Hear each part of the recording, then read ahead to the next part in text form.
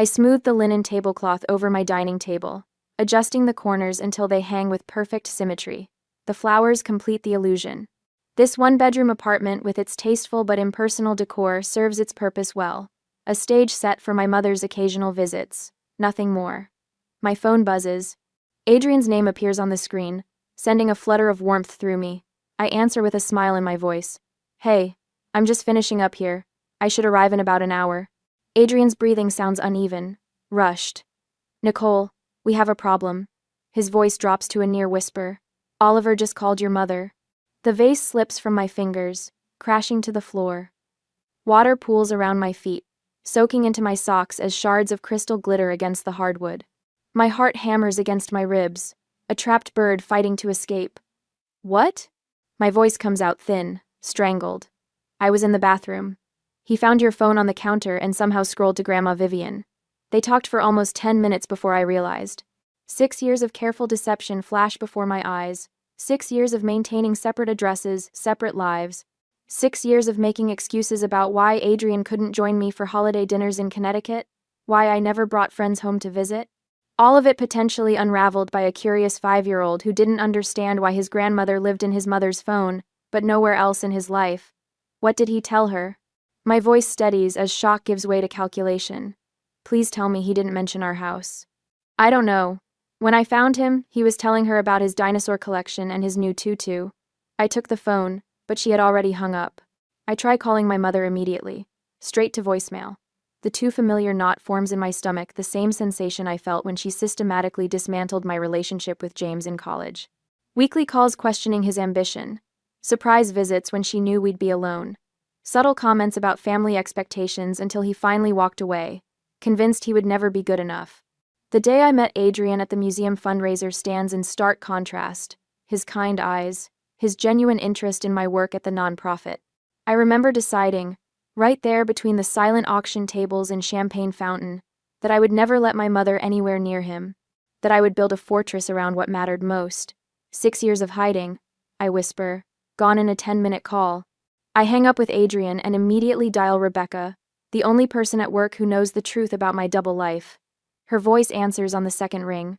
Rebecca, I need you to go to my real house and warn Adrian. My mother might be heading there. The words tumble out as I pace the apartment, glass crunching beneath my shoes. Nicole, slow down. What happened? Oliver called my mother. She knows about him now, and possibly about Adrian. I need you to go there, make sure they're okay. I'm heading home as soon as I clean up this mess. Rebecca's voice shifts from confusion to urgency. Nicole, your mother called the office about 20 minutes ago.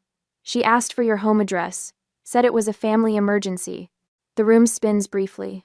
My carefully constructed life, the walls between my past and present, everything I've built to protect what matters, all of it hangs by a thread. Vivian Harrington has resources, connections, a lifetime of manipulating situations to suit her vision of what my life should be. And now she has information. Did you give it to her? My voice sounds hollow in my own ears. Of course not. I told her I'd need to check with you first. Rebecca pauses. Nicole, maybe it's time to stop running. I hang up without responding and grab my purse, leaving the broken vase where it fell. The drive to my real home, the 1,920 seconds. Craftsman with the blue door and the flower boxes Adrian built last summer takes 20 minutes that feel like 20 hours. With each mile, I rehearse explanations, defenses, ways to maintain control of a situation rapidly spinning beyond my grasp. When I pull into the driveway, Adrian is already standing in the doorway, Oliver beside him. Our son wears his favorite dinosaur shirt paired with a bright green tutu, his dark curls sticking up in all directions. Adrian's face carries the tight, concerned expression I've seen only a handful of times in our marriage. He's been asking when Grandma Vivian is coming to visit, Adrian says quietly as I approach. He's excited to show her his room. Oliver bounces on his toes. Is she here? Is she here now? I told her about my dinosaurs and my tutu and my big boy bed. I kneel down to his level, smoothing his wild hair. Not yet, buddy, but she might be coming soon. Over his head, Adrian and I exchange a look that contains years of unspoken understanding. This is our home filled with family photos we've never displayed at holiday gatherings, with the life we've built away from my mother's critical eye. I have a choice to make. Continue hiding or stand my ground here, in the place that matters.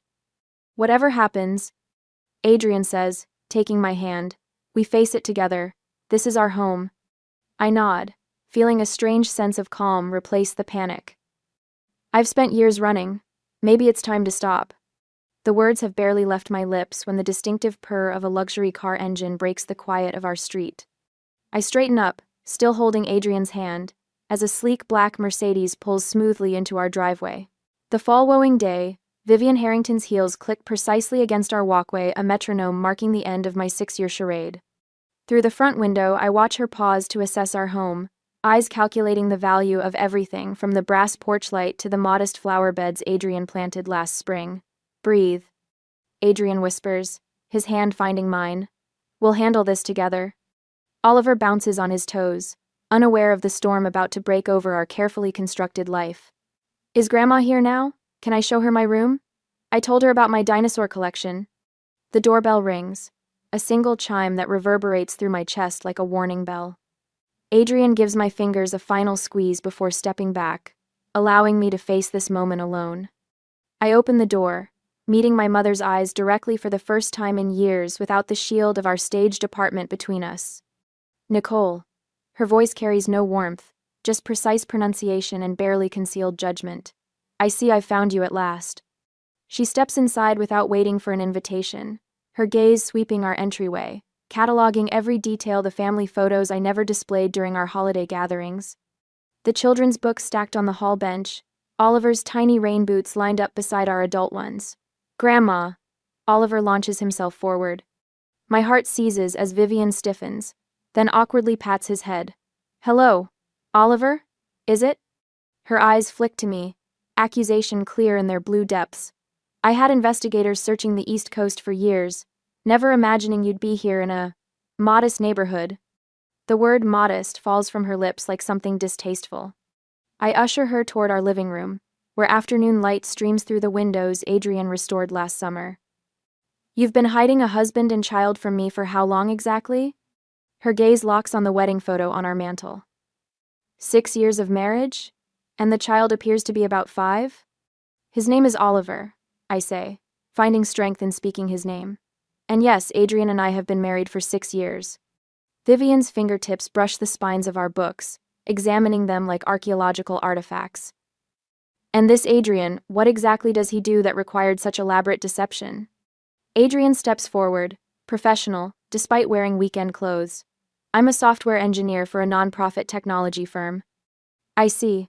Her tone implies she sees everything, how I've rejected the corporate law career she planned, how I've chosen a life that prioritizes happiness over status.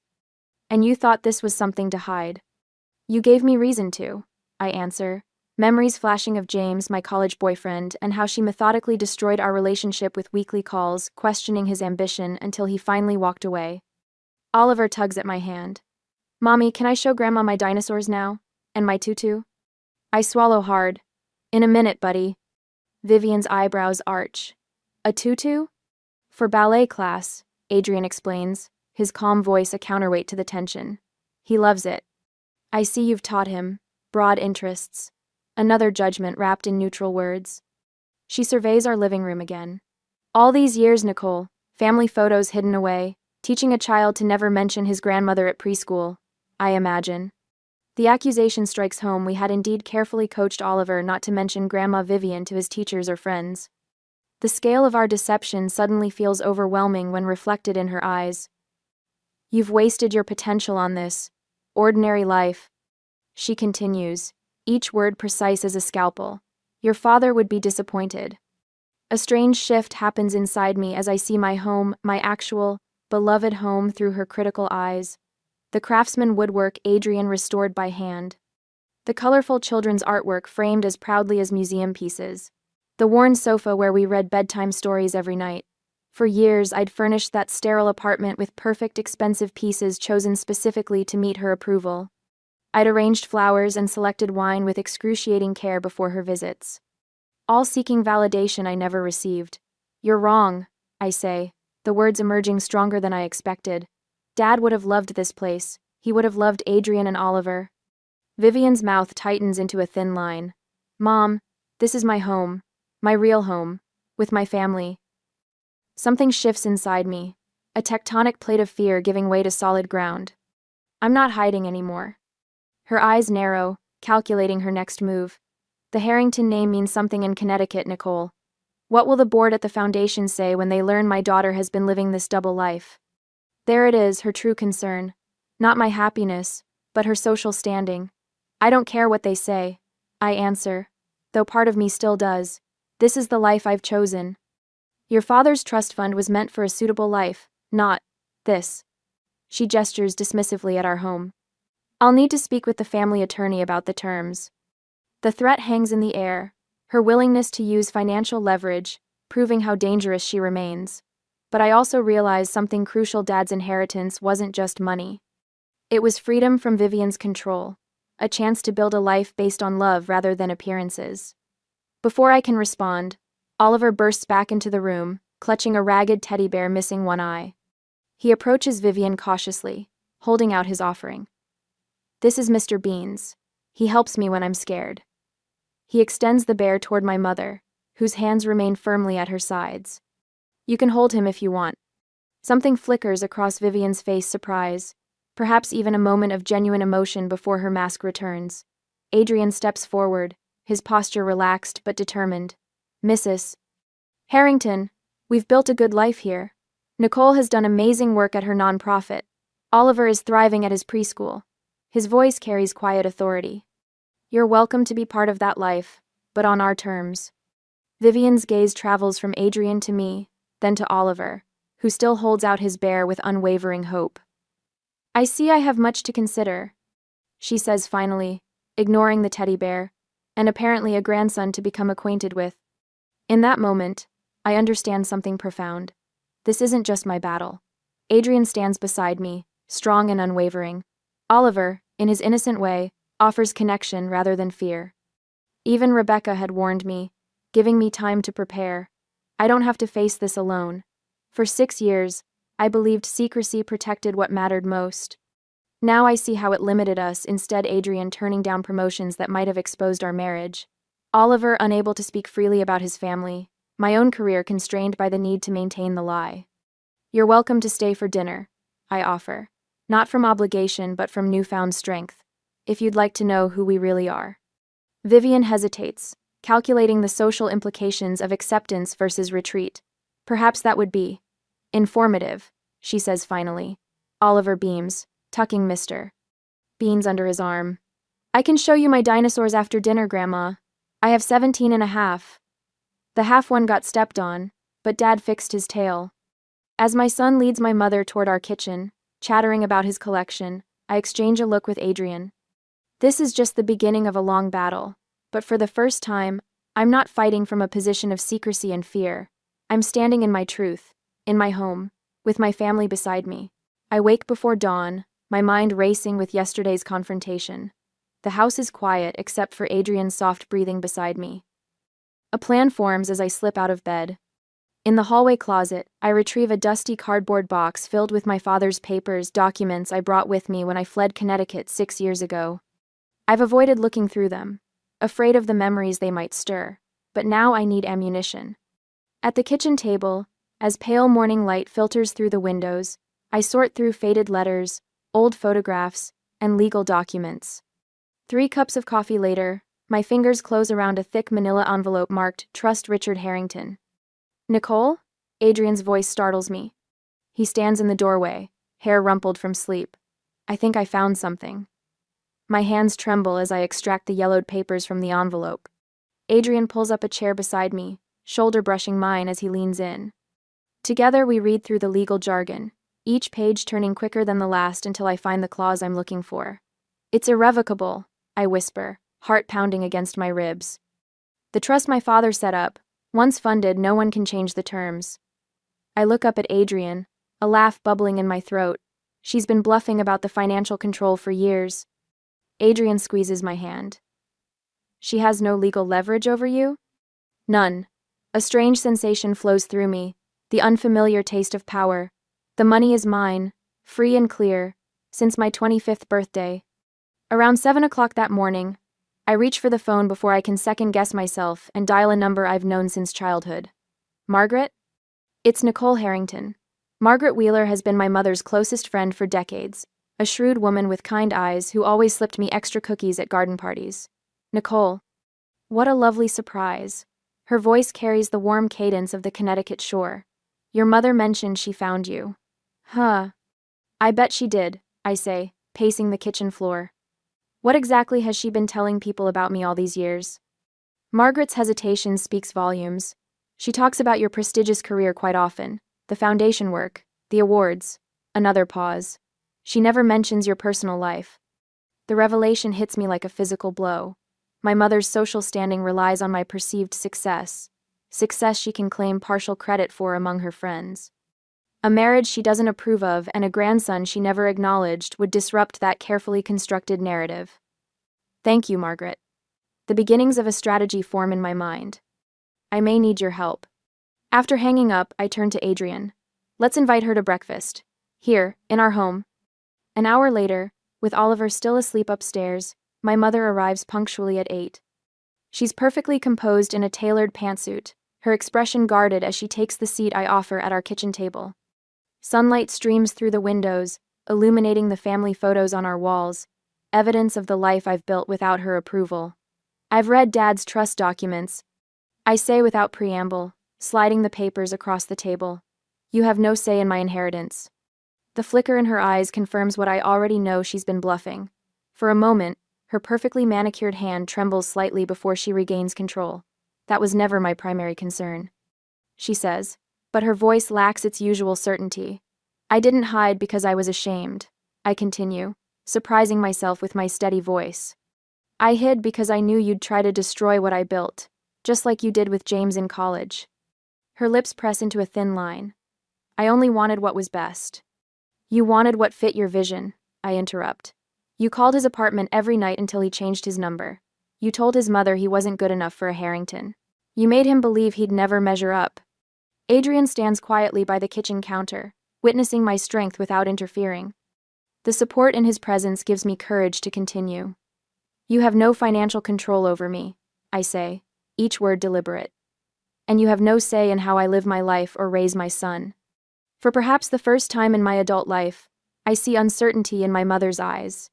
The immaculate Vivian Harrington, momentarily at a loss for words. The silence stretches between us, heavy with decades of unspoken tension. The pattering of small feet on the stairs breaks the moment. Oliver appears in dinosaur pajamas, rubbing sleep from his eyes. Good morning, everybody, he announces, with the confidence only a 5-year-old can muster. He climbs into my lap without hesitation, eyeing his grandmother with undisguised curiosity. Did you see my dinosaurs yet, Grandma Vivian? Before she can answer, Adrian moves to the coffee pot. More coffee, Vivian? He offers, his tone neutral but warm. She nods, seemingly grateful for the interruption. Yes, thank you. As Adrian pours the coffee, my phone buzzes on the counter. I check the screen. Margaret's name flashes across it. I answer on speaker. Nicole, darling. Margaret's voice fills the kitchen. I just wanted to check if Vivian made it to your home safely. We were all so excited at the club when she mentioned she'd found you and your lovely family. I catch my mother's eye across the table. The calculated timing of Margaret's call isn't lost on either of us. Yes, she's right here, I reply. Would you like to speak with her?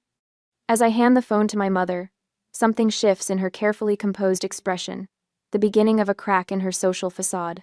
For the first time, I'm not fighting alone against her. I have allies, resources, and most importantly, the truth. She takes the phone, instantly switching to her social voice. Margaret, yes, I'm having breakfast with Nicole and her. She glances at Oliver, who beams at her. With my grandson. When she hands the phone back, something has changed in her demeanor. The rigid control has softened, if only slightly. She watches Oliver as he chatters about his dinosaur collection, a complicated emotion playing across her face. Perhaps, she says after a moment, her voice carefully measured, I could stay a little longer to get to know Oliver. The words hang between us like a tentative olive branch.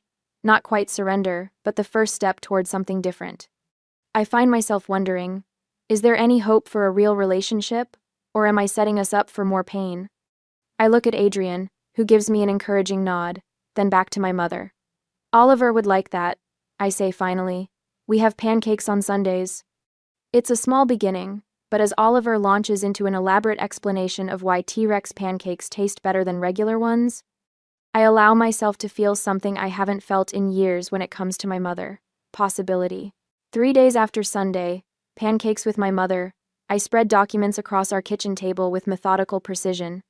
The glow of the pendant light creates a warm circle around the papers, trust documents, family photos, and my father's letters organized into neat stacks. It's nearly midnight. Oliver's dinosaur nightlight casts a soft blue glow from upstairs, visible through the hallway. You're still at it, Adrian says, setting a mug of chamomile tea beside me. His voice is quiet, respectful of the late hour and the weight of what we're doing. I nod without looking up, tracing my finger along a paragraph in one of my father's letters to my mother. Dad always said Mom's greatest fear was social insignificance. Right here he wrote that her concern about appearances masked a deeper worry about being forgotten, overlooked. Adrian settles into the chair opposite me, his software engineer's mind clearly cataloging information as his eyes scan the organized chaos between us. So, we're analyzing her social vulnerabilities now? We need to understand what leverage she might still have, I say, reaching for a legal pad filled with notes. The financial threat was her opening move. She'll have others. The victory I'd felt when confronting her about the trust has faded, replaced by cool calculation. That battle was just the beginning of a longer campaign. My mother didn't maintain her social position in Connecticut for 40 years without learning how to regroup after a setback. I've been thinking about Oliver, Adrian says, pulling his laptop closer. If she's willing to use financial pressure, we need clear boundaries around him too. I massage my temples, feeling the familiar tension headache building. Agreed. Consistent messaging is key. We tell him Grandma Vivian loves him but lives far away. No promises about visits, without consulting us first. Adrian opens a new document, fingers hovering over the keyboard. I've been researching family therapists who specialize in narcissistic family dynamics, just in case. I reach across the table and squeeze his hand. 6 years ago, I chose secrecy to protect us.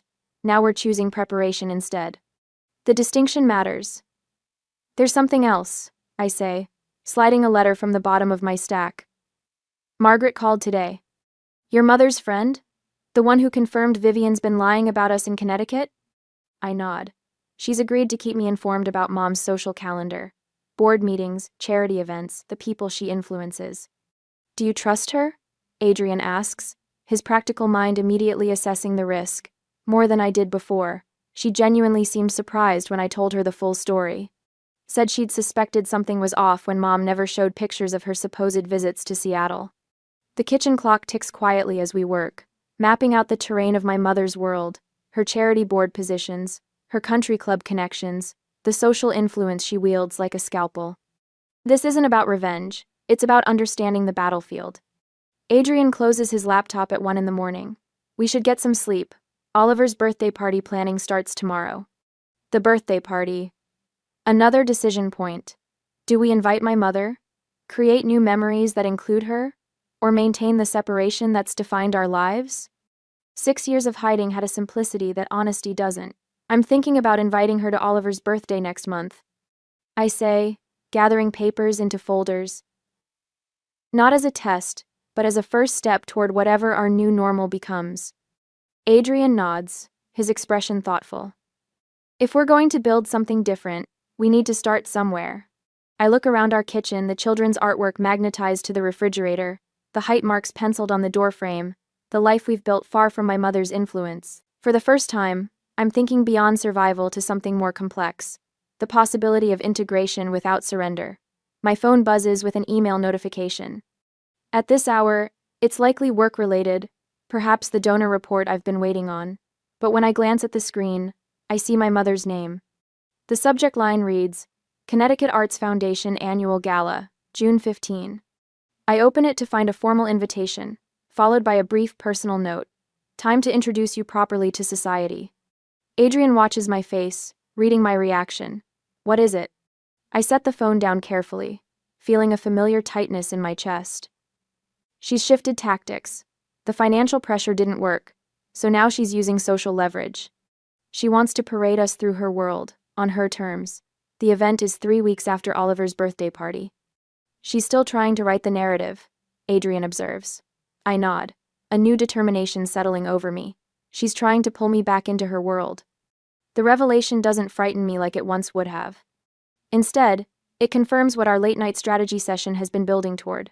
This isn't about a single confrontation, but a fundamental renegotiation of boundaries. My mother remains a formidable opponent, but for the first time in my adult life, I'm not running from that fact. I close the folders and stack them neatly. Tomorrow will bring more preparation, more strategy. But tonight, I understand with perfect clarity that the path forward isn't about escaping my mother's influence, it's about transforming it. 2 weeks later, after gathering more evidence and legal support to protect my family, I checked the calendar on my phone one more time, though I've already memorized every detail. 2 weeks until Oliver's dinosaur-themed birthday party. 2 weeks to finalize every element of our strategy. The kitchen table has become our war room. Spread across its oak surface are lists of guests, party supplies, and most importantly, our comprehensive approach for handling my mother. Adrian sits across from me, his laptop open to a shared document we've titled Family Preservation Plan. The dinosaur cake is confirmed, he says, making a note, and I've arranged to take that entire week off work. No chance of last-minute emergencies pulling me away. I nod, appreciating his commitment. This isn't just about a child's birthday party. It's about redefining our relationship with Vivian Harrington on our terms. Margaret called this morning. I tell him. She's been subtly mentioning our charming Seattle life in Connecticut social circles, creating context for when Mother inevitably has to acknowledge our existence. She's been subtly mentioning our feeling out of tame. Adrian raises an eyebrow. Your mother's friend is still helping us? That's unexpected. Margaret has watched my mother's manipulations for decades. She loved my father. I tap my pen against the notepad. I think she's enjoying being part of balancing the scales. The sunlight streaming through our kitchen windows casts long shadows across our plans. We've been methodical, thorough. Every aspect of Oliver's birthday party has been designed not just as a celebration, but as the battlefield where we'll make our final stand. We're not just planning a birthday party, I say quietly. We're redefining our relationship with my mother, forever. Adrian reaches across the table and squeezes my hand. The warm pressure grounds me, reminds me why all this matters. The life we've built here, this home, with its creaky floors and sun-dappled rooms, so different from the sterile perfection of my childhood, is worth protecting. My phone buzzes.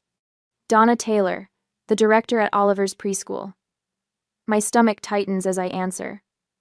Nicole, I hope I'm not interrupting anything. She begins, her voice carrying that careful professional tone that immediately alerts me something is wrong. I wanted to check with you about your mother's calls to the school. The room tilts slightly. My mother's calls? Yes, Mrs. Harrington has called 3 times this week asking about Oliver's schedule, his teachers, even his friends' parents. Donna pauses.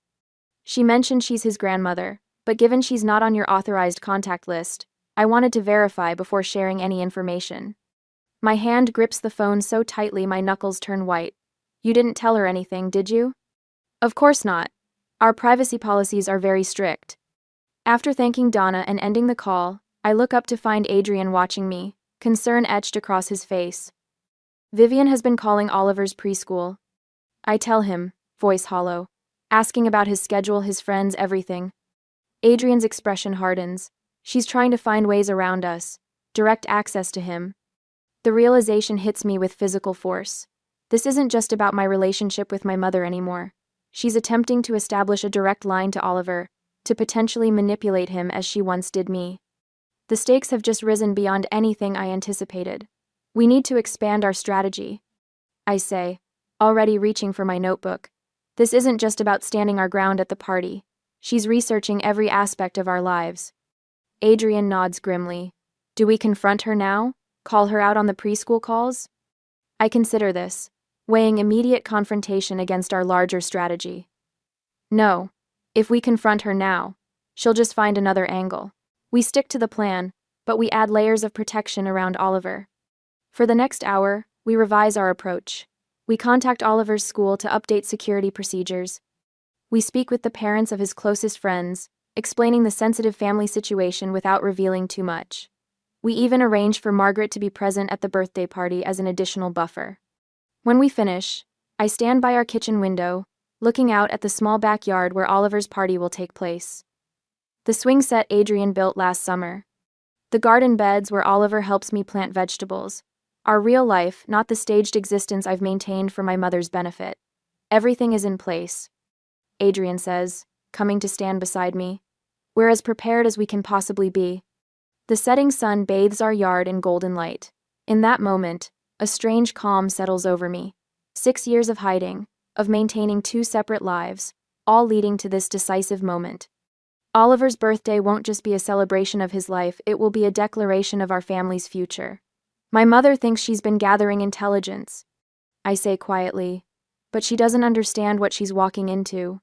This birthday isn't just for Oliver, it's for our future. Adrian puts his arm around me, and we stand together watching the light fade from our garden. In 2 weeks, Vivian Harrington will arrive expecting to extend her control to the next generation. Instead, she'll find boundaries 6 years in the making and a daughter finally ready to enforce them. On my son's birthday, 2 weeks later, I arrange the colorful balloons in our backyard, watching Oliver dash around in his dinosaur costume, cape flapping behind him. The other children from his preschool laugh as they chase him through the obstacle course Adrian created from hula hoops and pool noodles. A perfect 5th birthday party, simple, joyful, authentic. He looks so happy, Adrian says, sliding his arm around my waist. You did an amazing job with everything. I lean into his solid warmth, drawing strength for what might come. Vivian confirmed she's coming, said she has something special planned. The words taste bitter on my tongue. 3 months since Oliver's innocent phone call shattered my carefully constructed double life, and every interaction with my mother still feels like navigating a minefield. Adrian squeezes my shoulder. We're ready. Whatever happens, we face it together. The doorbell rings precisely at 2 o'clock. Vivian Harrington never arrives fashionably late. She considers punctuality a weapon. I take a deep breath and walk through our living room to the front door, rehearsing the boundaries we've established. No controlling comments about Oliver's appearance. No criticism of our home. No references to East Coast schools. When I open the door, the sight before me stops my heart. Vivian stands on our porch in a tailored cream suit, her silver hair perfectly styled, but she's not alone. Beside her, looking small and uncertain, are my father's parents, grandparents I haven't seen in over 15 years. Nicole, darling, Vivian says with practiced warmth. Look who I found. Your grandparents have been absolutely desperate to see you. My throat constricts. This calculated move reveals my mother's true strategic genius. She couldn't control me through money after I discovered the trust terms. She couldn't intimidate Adrian. So she's deployed the nuclear option, emotional manipulation through family I can't easily reject. Grandma Eleanor, Grandpa Joseph. I manage, my voice wavering. This island, unexpected. My grandmother, small with soft white curls, steps forward with tears in her eyes. Nicole, you look just like Richard. Her fingers, spotted with age, reach for my face. We've missed so much of your life. Behind them, Vivian smiles with precise satisfaction. Her eyes scan past me to our modest living room with its comfortable furniture and family photos. I can almost hear her cataloging each item for future critique. Please come in, I say, stepping back.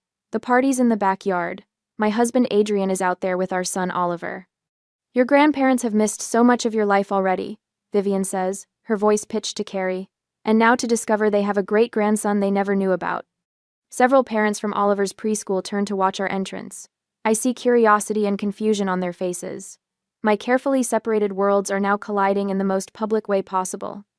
My grandfather, tall despite his 80 years, looks around with genuine wonder. This reminds me of our first house, Eleanor. Remember? The craftsman in Hartford. Something in his honest pleasure at our home makes my eyes burn with unexpected tears. These are my father's parents, people who loved him, who might have loved me if given the chance. I spot Adrian across the yard, instantly alert to the tension in my posture. He excuses himself from the group of dads and makes his way toward us, stopping to scoop up Oliver, who has abandoned his dinosaur friends at the sight of newcomers. Who are they? Oliver stage whispers, his small fingers clutching Adrian's shirt. That's your great-grandmother and great-grandfather. Adrian explains gently. Your grandpa Richard was their son. Oliver's eyes widen with the magical thinking of childhood. From the pictures? The ones who live in heaven with the stars? My grandfather's weathered face crumples, and I suddenly see my father in his features. Yes, sweetheart, I say. These are Grandpa Richard's parents. They've come a long way to meet you. Adrian extends his hand. I'm Adrian Cole, Nicole's husband. It's wonderful to meet you both. My grandmother clasps his hand between both of hers. You have a beautiful family. We had no idea. Vivian interjects smoothly. I thought Oliver's birthday would be the perfect occasion for a family reunion. After all, family connections are so important for a child's sense of identity. Her words drip with reasonable concern, but I recognize the calculated strategy. By bringing my grandparents, she's created a situation where I cannot object without looking cruel. The other parents watch with interest. To them, this looks like a touching family reconciliation, not the psychological chess match at Truly Island. Mom, Oliver calls, racing toward us with a paper crown askew on his head. Can I show great-grandma and great-grandpa my dinosaur collection? Before I can answer, Margaret Wheeler's distinctive laugh carries across the yard. I turn to see my mother's oldest friend making her way toward us, elegant in a lavender pantsuit that complements her silver hair. Vivian, you didn't tell me you were bringing Eleanor and Joseph. Margaret calls. What a wonderful surprise for everyone. Vivian's perfect smile falters for just a fraction of a second. Margaret, I didn't expect you. Nicole was kind enough to invite me, Margaret says, winking at me. When she mentioned Oliver's birthday, I couldn't resist the chance to see this lovely family of hers. I feel a rush of gratitude for this unexpected ally. Margaret's presence dilutes Vivian's control of the narrative, providing a witness who knows the full history of our complicated relationship. Oliver, I say, kneeling to my son's level, why don't you show your great-grandparents your artwork on the refrigerator? The dinosaur family you drew last week would be perfect.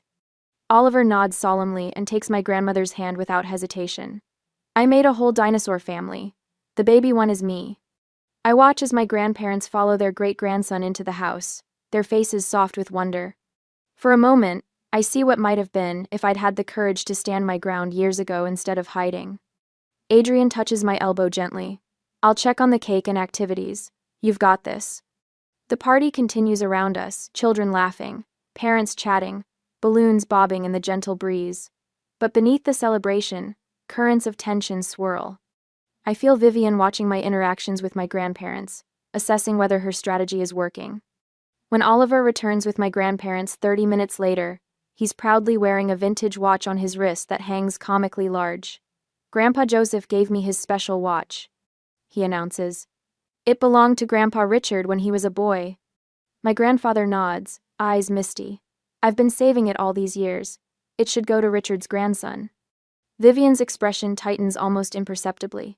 This genuine connection threatens her narrative of family control.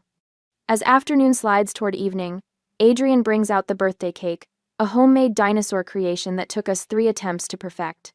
The children gather, faces glowing in anticipation. Oliver sits at the head of the table, crown tilted, eyes wide with joy. The moment of truth has arrived. What happens next will determine not just this birthday party, but the future of our family relationships. My heart pounds against my ribs as I take a step forward to face my mother, Oliver's future hanging in the balance between us. Adrian catches my eye across the yard and gives an almost imperceptible nod. Everything is in place. The weeks of preparation, the careful positioning, the strategic alliances, all coming to this moment. Present time. Adrian calls, and children scamper toward the picnic table like a herd of small dinosaurs. Oliver sits at the head of the table, crown askew on his dark curls, eyes wide with anticipation. The parents gather around, phones ready to capture each delighted reaction. My grandparents ease themselves closer, their faces soft with emotion. Vivian stands and smooths her linen pants. Perhaps Oliver might open my gift first? Her voice carries across the yard, commanding attention without seeming to demand it, a skill she perfected over decades of charity galas and board meetings. Adrian looks to me, and I nod. Better to face whatever she's planned head-on. The package Vivian hands, Oliver is small, wrapped in heavyweight cream paper with a gold ribbon. Not a child's gift. Oliver tears into it with typical 5-year-old enthusiasm, revealing a plain envelope and a small velvet box. What is it, Grandma? He shakes the box curiously. It's your future, darling. Vivian turns to address the gathering. I've established an educational trust for Oliver. It will cover his tuition at Whitfield Academy, my alma mater, and eventually Yale, just as his grandfather and mother were meant to attend. The silence that follows feels electric. I watch the other parents shift uncomfortably, sensing the undercurrents but not understanding them. Open the box, sweetheart, Vivian encourages Oliver. He does, revealing a small gold key on a blue ribbon. A key? It represents your future, Vivian explains, her smile radiating satisfaction. The finest education on the East Coast, connections that will serve you throughout life, opportunities your current situation might not provide. The moment stretches taut as piano wire. Every conversation we've had, every boundary I've tried to establish, every preparation of the past weeks, all compressed into this calculated public move. She's attempting to reclaim control of our family narrative in front of witnesses, making it impossible for me to refuse without seeming ungrateful. Adrian moves to stand beside me, a solid presence. Margaret positions herself near my grandparents, ready for her role. The strategic positioning we planned falls naturally into place. I take a deep breath and step forward, feeling strangely calm. Mom, I begin, my voice steady and carrying across the yard. That's an incredibly generous offer. I place my hand on Oliver's shoulder, feeling his small body vibrating with birthday excitement, blissfully unaware of the power struggle unfolding around him. And we appreciate the thought behind it. Vivian's smile widens fractionally, victory glints in her eyes. But we must decline. The smile falters. Oliver's future is for his parents to plan. We appreciate your interest, but we've already established his college fund. I meet the eyes of other parents, seeing understanding and support reflected back. Oliver will attend schools where his creativity and individuality are valued, whether that's Yale or somewhere entirely different. Vivian's posture stiffens. Nicole, this isn't the time to... Actually, it's the perfect time. I reach beneath the gift table and withdraw a long, carefully wrapped package. I have something for you, Mom. Surprise flickers across her face, genuine emotion breaking through her composed exterior. In 20 years, I've never seen her truly surprised. For me, she actually stammers slightly. But it's Oliver's birthday. Sometimes we all need gifts. I hand her the package. Please, open it. Vivian unwraps the package with precise movements, revealing my father's antique brass telescope. Her hands freeze on the polished metal, a tremor passing through her fingers. Richard's telescope, she whispers.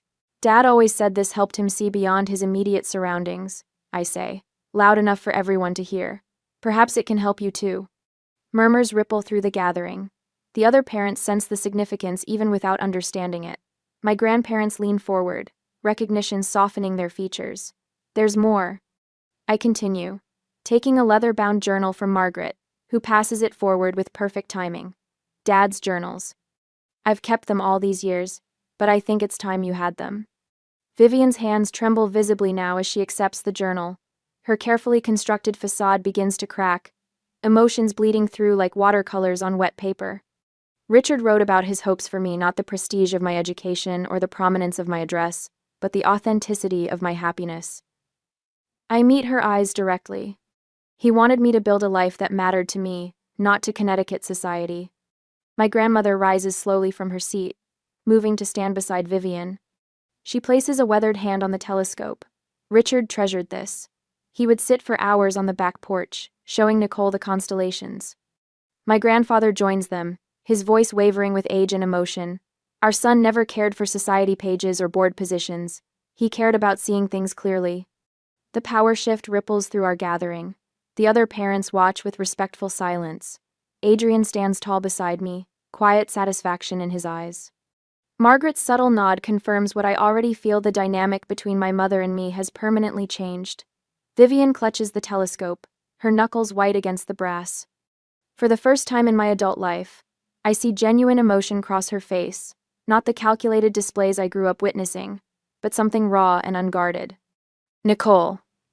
Her voice holds a question she can't quite form. Before I can respond, Oliver bounces up from his chair. Can we have cake now? I want Grandma Vivian to have the first piece. The simple kindness of his offer, completely genuine and uncalculated, breaks something open in the gathering. Laughter ripples through the parents. Adrian squeezes my shoulder. Of course, I tell him. Grandma Vivian should definitely have the first piece.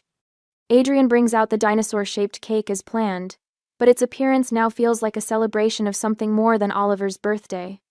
The candles cast a warm glow on Vivian's face as she stands holding my father's telescope, her carefully constructed walls visibly crumbling. Margaret approaches, her voice pitched for Vivian alone, though I stand close enough to hear. Richard would be so proud of the woman she's become, Vivian. Perhaps it's time to be proud too. Vivian doesn't answer, but when Oliver tugs at her hand, she allows herself to be led to the place of honor at the table. The telescope rests in her lap as Oliver leans against her, pointing out the dinosaur's features on his cake with sticky fingers. I catch Adrian's eye across the table. 6 years of hiding, of maintaining separate lives, of fearing this confrontation, all of it transformed in a single afternoon. The boundaries I've established stand firm, but they're no longer walls. They're foundations for whatever relationship might grow from this moment. My mother looks up, meeting my gaze over Oliver's head. The telescope in her hands gleams in the afternoon sunday. For the first time since my father's death, we see each other clearly, not as we wish the other would be, but as we are.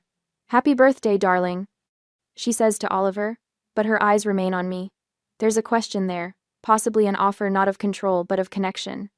I nod slightly, accepting whatever new beginning this moment might hold, knowing that from now on, we'll move forward in truth.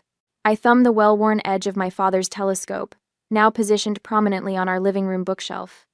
3 months have passed since Oliver's birthday party, and the brass instrument gleams in the afternoon sunlight streaming through our bay windows. No more hiding, no more carefully arranged decoys, just the authentic life we've built together. My phone buzzes on the coffee table. The screen displays mother calling. Once, this would have sent me into a spiral of anxiety, sent me rushing to my fake apartment to maintain the illusion. Now, I simply smile and answer, "Good afternoon, Mom." "Nicole, I've been thinking about Thanksgiving arrangements." Vivian's voice carries its usual crisp efficiency, but the cutting edge has softened. "The Wheelers suggested we all gather at their lake house, but I thought perhaps." She pauses, her hesitation still unfamiliar. "Perhaps we might do something at your home this year." I catch Adrian's eye across the room where he's helping Oliver with a dinosaur puzzle. He raises an eyebrow, and I nod. "We'd love to host Thanksgiving," I say, the words flowing easily. "Oliver has been talking about showing you his new tree fort." "Wonderful. I'll bring Richard's maple custard." Another pause. "Your father always insisted it wasn't Thanksgiving without it." After we hang up, Adrian joins me on the couch, his arms sliding around my shoulders. "Well, that's progress." I lean against him, watching Oliver arrange plastic dinosaurs in complex family groupings. "Remember our first Thanksgiving together? We ate frozen dinners because I told you I had to work, when really I was at my mother's Connecticut estate pretending I had a business trip the next day. And now we're hosting the whole family." Adrian kisses my temple, "including the dreaded Vivian Harrington." I laugh, a sound that comes easily now in conversations about my mother, with clear boundaries and no hidden rooms. Last month, I finally sold the staged apartment. The real estate agent was confused about the generic showroom quality furnishings, but it sold quickly. That final piece of my divided life, gone. The proceeds went directly into Oliver's college fund, a satisfying symmetry. "Miss Jeffries stopped me at pickup yesterday," Adrian says, watching Oliver. "She mentioned how much Oliver talks about Grandma Vivian now. Apparently, he's been telling everyone about her telescope collection." "Telescope collection?" I smile. "She has exactly one telescope, and it was my father's." "Oliver has a gift for embellishment. Must get it from your side of the family." I playfully swat his arm, but there's truth in his teasing. The Harringtons have always excelled at crafting narratives. The difference now is that our stories celebrate reality rather than hide it. At work, I've found myself mentoring Bethany, a young development coordinator whose mother monitors her bank accounts and questions every purchase. Last week, over coffee in the break room, I shared my journey from hiding to standing firm. The hardest part wasn't confronting my mother, I told her. It was admitting to myself that I had the right to build my own life without apology. "I do my life." Bethany had stared into her cup. "But what if they cut you off?" "Then you build a support system of people who love you as you are, not as they want you to be." The wisdom felt earned, solid in my chest. Real family accepts who we are, not who they want us to be. My promotion to director of marketing came through last week. Before, I would have hidden it from Vivian, afraid she'd use my success to pull me back to Connecticut. Instead, I called to tell her directly. The director position? Well done, Nicole. Her approval still matters, I realize, but it no longer controls me. Months later, on Thanksgiving, the doorbell rings, pulling me from my thoughts. Oliver races to the window. "Grandma's here! And she's early!" he shouts, bouncing on his toes in a way that reminds me powerfully of Richard. My father would have adored this energetic grandson he never met. Adrian squeezes my hand before going to answer the door. No racing to hide family photos, no frantic texts to warn each other. Just the comfortable certainty of living truthfully. Vivian enters carrying a rectangular package wrapped in silver paper. Her eyes take in the family room, the photos of our wedding prominently displayed, Oliver's artwork covering the refrigerator, the telescope catching the light. "You're early," I say, approaching to take her coat. "I thought I might help with dinner preparations." She hands me the package. But first, this arrived from the foundation board. I unwrap it to find a framed certificate. The Richard Harrington Memorial Scholarship, established by Vivian and Nicole Harrington. The text describes annual support for young people building independent lives, especially those facing family pressure to follow predetermined paths. "Your father would have approved of this at least," Vivian says, her voice carrying that familiar mix of certainty and vulnerability, though he might have quibbled with the name. "It's perfect," I tell her, meaning it. "We'll hang it right beside his telescope." Oliver rushes over, wrapping his arms around Vivian's legs. "Grandma, want to see my dinosaur village? The T-Rex is the daddy, and the Triceratops is the mommy, and the baby Stegosaurus is adopted but they love him anyway." Vivian bends down slightly, still elegant in her cashmere sweater and pearls. "I would love to see your dinosaurs, Oliver." As they walk toward the play area, Adrian slides his arm around my waist. "Nervous about dinner?" "Not anymore." I place the scholarship certificate on the mantel. The last time she surprised me with a visit, I dropped a vase and nearly had a panic attack. Now I'm just happy Oliver has his grandmother in his life, the real one, not some sanitized version I created. Through the window, I see the Sullivan family from across the street heading up our walkway with a pie balanced in their son's careful hands. I invited 3 neighborhood families to join our Thanksgiving celebration, something unimaginable in my previous life of compartmentalized relationships. "Hiding doesn't protect what matters," I say, turning to greet our neighbors. "Standing in your truth does." Adrian kisses me quickly before opening the door. "Your dad would be proud." With the scholarship bearing Richard's name, his telescope guiding our vision, and his grandson building dinosaur families that welcome differences, I know Adrian is right. The Harrington legacy isn't about Connecticut society or carefully curated appearances. It's about having the courage to live authentically, even when that's the hardest path to walk. And as I welcome our neighbors into our true home, with my mother showing Oliver how to position dinosaurs for optimal dramatic effect, I feel the last fragments of my hidden life finally dissolve, replaced by something far more valuable, a future without secrets.